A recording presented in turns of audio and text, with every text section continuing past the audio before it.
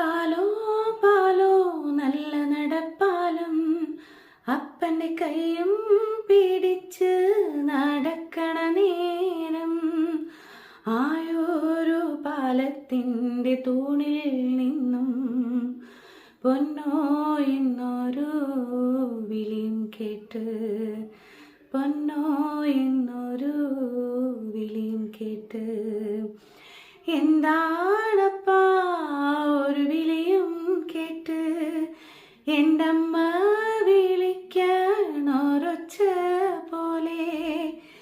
എന്താണപ്പാ ഒരു വിളിയും കേട്ട്, എൻ്റെ അമ്മ വിളിക്കണൊരൊച്ച പോലെ.